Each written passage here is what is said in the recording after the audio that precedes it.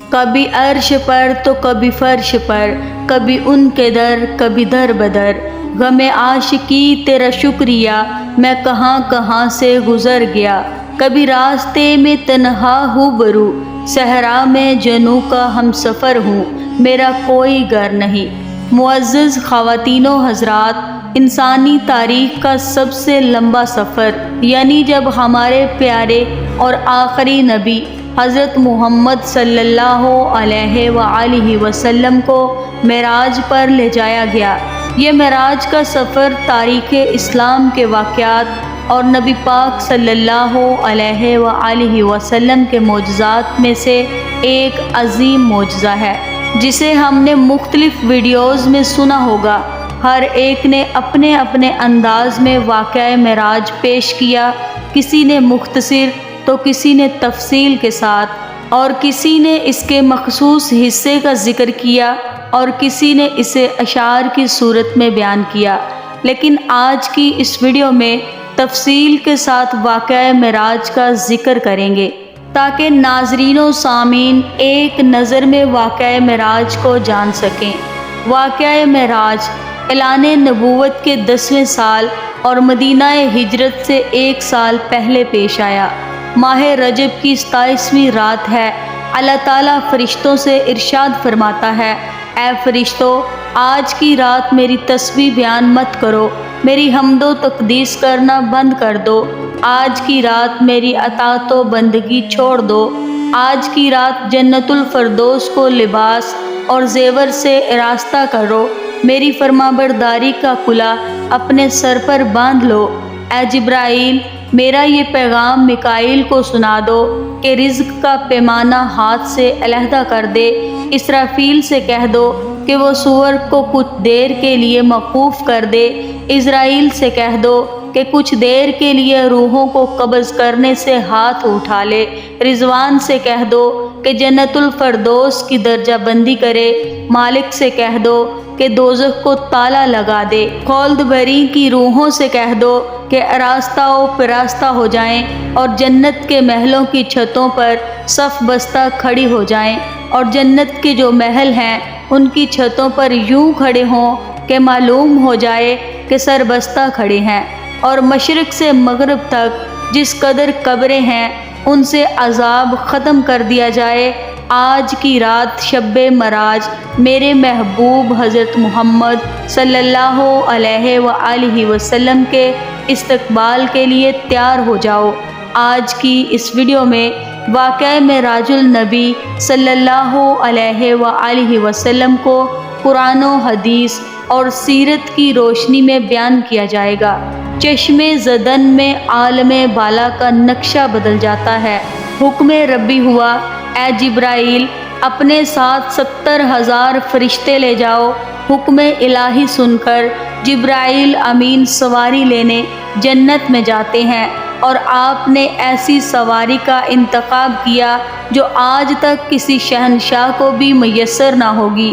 میسر ہونا تو دور کی بات ہے، دیکھی تک نہ ہوگی، اور دیکھنا تو دور کی بات ہے، سوچی تک نہ ہوگی۔ اس سواری کا نام براق ہے۔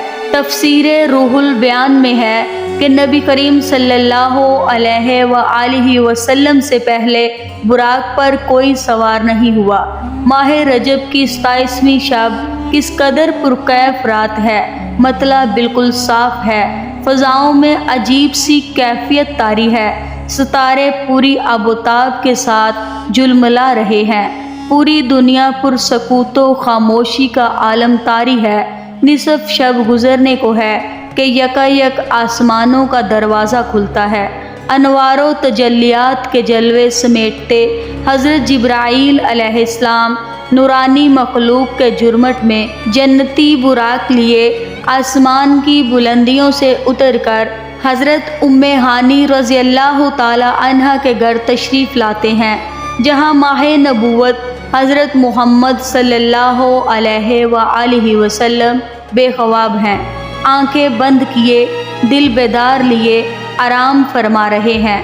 حضرت جبرائیل امین ہاتھ باندھ کر کھڑے ہیں اور سوچ رہے ہیں کہ اگر آواز دے کر جگایا جائے تو بے ادبی ہو جائے گی، فکر مند ہیں کہ معراج کے دلہے کو کیسے بیدار کیا جائے۔ اس وقت حکم ربی ہوا، اے جبرائیل میرے محبوب کے قدموں کو چوم لے تاکہ تیرے لبوں کی ٹھنڈک سے میرے محبوب کی آنکھ کھل جائے۔ اسی دن کے واسطے میں نے تجھے کافور سے پیدا کیا تھا۔ حکم سنتے ہی جبرائیل امین آگے بڑھے اور اپنے کافوری ہونٹ محبوب دو عالم حضرت محمد صلی اللہ علیہ وآلہ وسلم کے پائے ناز سے مس کر دیے۔ وہ منظر بھی کس قدر حسین ہوگا جب جبرائیل امین نے فخر کائنات حضرت محمد صلی اللہ علیہ وآلہ وسلم کے قدموں کو بوسہ دیا۔ حضرت جبرائیل امین کے ہونٹوں کی ٹھنڈک پا کر حضور نبی کریم صلی اللہ علیہ وآلہ وسلم بیدار ہوتے ہیں اور دریافت کرتے ہیں، اے جبرائیل کیسے آنا ہوا؟ عرض کرتے ہیں، یا رسول اللہ صلی اللہ علیہ وآلہ وسلم خدائے بزرگ و برتر کی طرف سے بلاوے کا پروانہ لے کر حاضر ہوا ہوں۔ یا رسول اللہ تعالیٰ آپ کی ملاقات کا مشتاق ہے۔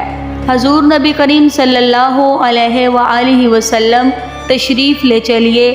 زمین سے لے کر آسمانوں تک ساری بزرگاہوں پر مشتاق دین کا ہجوم ہاتھ باندھے کھڑا ہے۔ معراج نبوت میں بھی یہ بات درج ہے۔ چنانچہ آپ نے سفر کی تیاری شروع کی۔ اس موقع پر حضرت جبرائیل امین علیہ السلام نے آپ کا سینہ مبارک چاک کیا اور دل کو دھویا۔ حضور نبی کریم صلی اللہ علیہ وآلہ وسلم کا ارشاد گرامی ہے کہ میرے پاس ایک آنے والا آیا اور اس نے میرا سینہ چاک کیا۔ سینہ چاک کرنے کے بعد میرا دل نکالا، پھر میرے پاس سونے کا ایک تشت لایا گیا جو ایمان و حکمت سے لبریز تھا۔ اس کے بعد میرے دل کو دھویا گیا، پھر قلب و سینہ اقدس میں اسی جگہ رکھ دیا گیا۔ بخاری شریف کی جلد نمبر اول صفحہ نمبر 568 پر یہ واقعہ درج ہے۔ مسلم شریف میں ہے کہ حضرت جبرائیل علیہ السلام نے سینہ چاک کرنے کے بعد قلب مبارک کو زمزم کے پانی سے دھویا اور سینہ مبارک میں رکھ کر سینہ بند کر دیا۔ حضرت جبرائیل امین علیہ السلام فرماتے ہیں کہ قلب ہر قسم کی کجی سے پاک اور بے عیب ہے، اور اس میں 2 آنکھیں ہیں جو دیکھ سکتی ہیں اور 2 کان ہیں جو سن سکتے ہیں۔ سینہ اقدس کے شک کیے جانے پر کئی حکمتیں ہیں، جن میں ایک حکمت یہ ہے کہ قلب اطہر میں ایسی قوت و قدسیہ شامل ہو جائے جس سے آسمانوں پر تشریف لے جانے اور عالم سماوات کا مشاہدہ کرنے اور بالخصوص دیدار الہی کرنے میں دقت اور دشواری پیش نہ آئے۔ پھر آپ صلی اللہ علیہ وآلہ وسلم کے سر انور پر امامہ باندھا گیا۔ علامہ کاشفی رحمۃ اللہ علیہ فرماتے ہیں کہ شب معراج حضرت محمد صلی اللہ علیہ وآلہ وسلم کو جو امامہ شریف پہنایا گیا وہ امامہ مبارک حضرت آدم علیہ السلام کی پیدائش سے 7000 پہلے کا تیار کیا ہوا تھا۔ 40,000 ملائکہ اس کی تعظیم و تکریم کے لیے اس کے ارد گرد کھڑے تھے۔ حضرت جبرائیل علیہ السلام نے سرور کونین حضرت محمد صلی اللہ علیہ وآلہ وسلم کو نور کی ایک چادر پہنائی، زبرد کی نالین مبارک پاؤں میں زیب تن فرمائی، یاقوت کا کمربند باندھا۔ یہ بھی معراج نبوت صفحہ نمبر 601 پر یہ بات درج ہے۔ حضور صلی اللہ علیہ وآلہ وسلم نے براق کا حلیہ بیان کرتے ہوئے ارشاد فرمایا، سینہ یاقوت کی ماند چمک رہا تھا، اس کی پشت پر بجلی کوند رہی تھی، ٹانگیں سبز، زبرد دم، مرجان سر اور گردن یاقوت سے بنائی گئی تھی، بہشتی زین اس پر کسی ہوئی تھی، اس کی پیشانی پر لا الہ الا اللہ محمد رسول اللہ لکھا ہوا تھا۔ چند لمحوں کے بعد وہ وقت بھی آ گیا جب سرور کونین حضرت محمد صلی اللہ علیہ وآلہ وسلم براق پر تشریف فرما ہو گئے۔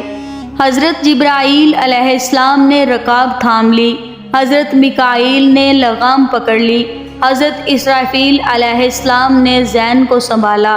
حضرت امام قاسم رحمۃ اللہ علیہ فرماتے ہیں کہ معراج کی رات 80,000 فرشتے حضور صلی اللہ علیہ وآلہ وسلم کے دائیں طرف اور 80,000 فرشتے بائیں طرف تھے۔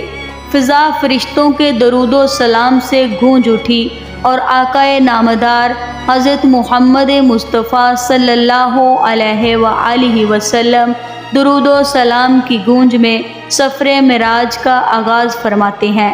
اس واقعہ کو قرآن مجید میں اللہ تعالیٰ نے اس طرح بیان فرمایا ہے: وہ ذات ہر نقص اور کمزوری سے پاک ہے جو رات کے چھوٹے سے حصے میں اپنے محبوب اور مقرب بندے کو مسجد حرام سے مسجد اقصیٰ تک لے گئی، جس کی گرد و نواح کو ہم نے بابرکت بنا دیا تاکہ ہم اس بندہ کامل کو اپنی نشانیاں دکھائیں۔ آپ صلی اللہ علیہ وآلہ وسلم نہایت شان و شوکت سے ملائکہ کے جلوس میں مسجد حرام سے مسجد اقصیٰ کی طرف روانہ ہوتے ہیں۔ یہ گھڑی کس قدر دل نواز تھی کہ جب مکان سے لامکان تک نور ہی نور پھیلا ہوا تھا، اور سوار بھی نور، باراتی بھی نور اور دلہا بھی نور، میزبان بھی نور تو مہمان بھی نور۔ نوریوں کی یہ نوری بارات پہاڑیوں، ریگستانوں، گھنے جنگلوں، چٹیل میدانوں، سرسبز و شاداب وادیوں اور قطر ویرانوں پر سے سفر کرتی ہوئی وادی بطحا میں پہنچتی ہے، جہاں کھجور کے بے شمار درخت ہیں۔ حضرت جبرائیل علیہ السلام عرض کرتے ہیں: حضور، یہاں اتر کر 2 رکعت نفل ادا کیجیے، یہ آپ کی ہجرت گاہ مدینہ طیبہ ہے۔ نفل کی ادائیگی کے بعد جو سفر شروع ہوتا ہے، راستے میں ایک سرخ ٹیلہ آتا ہے جہاں حضرت موسیٰ علیہ السلام کی قبر ہے۔ حضور صلی اللہ علیہ وآلہ وسلم اس موقع پر ارشاد فرماتے ہیں کہ معراج کی رات میں سرخ ٹیلے سے گزرا تو میں نے دیکھا کہ وہاں موسیٰ علیہ السلام کی قبر ہے اور وہ اپنی قبر میں کھڑے ہو کر نماز پڑھ رہے ہیں۔ پھر دیکھتے ہی دیکھتے بیت المقدس بھی آ گیا، جہاں قدسیوں کا عظیم جھنڈ سلامی کے لیے موجود ہے، حور و غلماں خوش آمدید کہنے کے لیے، اور تقریباً 1,24,000 مرسلین استقبال کے لیے بے چین اور بے قرار کھڑے تھے۔ حضور نبی کریم صلی اللہ علیہ وآلہ وسلم اس مقام پر تشریف فرما ہوئے جسے باب محمد صلی اللہ علیہ وآلہ وسلم کہا جاتا ہے۔ حضرت جبرائیل علیہ السلام ایک پتھر کے پاس آئے۔ حضرت جبرائیل علیہ السلام نے اس پتھر میں اپنی انگلی مار کر ایک سوراخ کر دیا اور براق کو اس میں باندھ دیا۔ تفسیر ابن کثیر جلد نمبر 3 صفحہ نمبر 7 میں درج ہے۔ حضور صلی اللہ علیہ وآلہ وسلم مسجد اقصیٰ میں داخل ہوتے ہیں۔ صحن سے فلک تک نور ہی نور چھایا ہے، ستارے ماند پڑ چکے ہیں، قدسی سلامی دے رہے ہیں، حضرت جبرائیل علیہ السلام اذان دے رہے ہیں، تمام انبیاء اور رسول صف در صف کھڑے ہیں۔ جب صفیں بند چکی تو امام الانبیاء فخر دو جہاں حضرت محمد صلی اللہ علیہ وآلہ وسلم امامت فرمانے تشریف لاتے ہیں۔ تمام انبیاء اور رسل امام انبیاء کی اقدام میں 2 رکعت نماز ادا کر کے اپنی نیاز و بندی کا اعلان کرتے ہیں۔ ملائکہ اور انبیاء سب کے سب سر تسلیم خم کیے ہوئے ہیں۔ بیت المقدس میں ایسا حسین دل نوار منظر اور روح و پرو سما نہیں دیکھا۔ عظمت و رفعت کے پرچم سر بلند ہونے شروع ہوتے ہیں۔ سرور کونین صلی اللہ علیہ وآلہ وسلم نوری جھرمٹ میں آسمان کی طرف روانہ ہوتے ہیں، اور یہاں سے پھر وہ واقعہ معراج شروع ہوتا ہے، جہاں سے پھر وہ معاملہ شروع ہوتا ہے۔ حضور نبی کریم صلی اللہ علیہ وآلہ وسلم فرماتے ہیں: پھر مجھے اوپر لے جایا گیا۔ براق کی رفتار کا یہ عالم تھا کہ جہاں نگاہ کی انتہا ہوتی وہاں براق کا پہلا قدم ہوتا۔ فوراً ہی پہلا آسمان آ گیا۔ حضرت جبرائیل علیہ السلام نے دروازہ کھٹکھٹایا۔ دربان نے پوچھا کون ہے؟ جواب دیا جبرائیل۔ دربان نے پوچھا تمہارے ساتھ کون ہے؟ حضرت جبرائیل علیہ السلام نے فرمایا حضرت محمد صلی اللہ علیہ وآلہ وسلم۔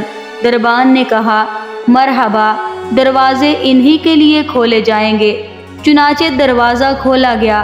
آسمان اول پر حضرت آدم علیہ السلام نے سرور کونین کو خوش آمدید کہا۔ دوسرے آسمان پر پہنچے تو حضرت عیسیٰ علیہ السلام اور حضرت یحییٰ علیہ السلام نے حضور صلی اللہ علیہ وآلہ وسلم کو خوش آمدید کہا۔ تیسرے آسمان پر حضرت یوسف علیہ السلام نے، چوتھے آسمان پر حضرت ابراہیم علیہ السلام نے، پانچویں آسمان پر حضرت ہارون علیہ السلام نے، چھٹے آسمان پر حضرت موسیٰ علیہ السلام نے اور ساتویں آسمان پر حضرت ابراہیم علیہ السلام نے سرور کونین حضرت محمد صلی اللہ علیہ وآلہ وسلم کا استقبال کیا اور خوش آمدید کہا۔ پھر آپ صلی اللہ علیہ وآلہ وسلم کو جنت کی سیر کرائی گئی۔ پھر آپ صلی اللہ علیہ وآلہ وسلم اس مقام پر پہنچے جہاں قلم و قدرت کے چلنے کی آواز سنائی دیتی تھی۔ اس کے بعد آپ صلی اللہ علیہ وآلہ وسلم سدرۃ المنتہا تک پہنچے۔ سدرۃ المنتہا وہ مقام ہے جہاں مخلوق کے علوم کی انتہا ہے۔ فرشتوں نے اذن طلب کیا کہ اے اللہ تیرے محبوب تشریف لا رہے ہیں، ان کے دیدار کی ہمیں اجازت عطا فرما۔ اللہ تعالیٰ نے حکم دیا کہ تمام فرشتے سدرۃ المنتہا پر جمع ہو جائیں اور جب میرے محبوب کی سواری آئے تو سب زیارت کر لیں۔ چنانچہ ملائکہ سدرۃ المنتہا پر جمع ہو گئے اور جمال محمد صلی اللہ علیہ وآلہ وسلم کو دیکھنے کے لیے سدرۃ المنتہا کو ڈھانک لیا۔ اس مقام پر جبرائیل علیہ السلام رک گئے اور عرض کرنے لگے یا رسول اللہ صلی اللہ علیہ وآلہ وسلم، ہم سب کے لیے ایک جگہ مقرر ہے، اب اگر میں ایک بال بھی آگے بڑھاؤں گا تو اللہ تعالیٰ کے انوار و تجلیات میرے پروں کو جلا کر راکھ کر دیں گے۔ یہ میرے مقام کی انتہا ہے۔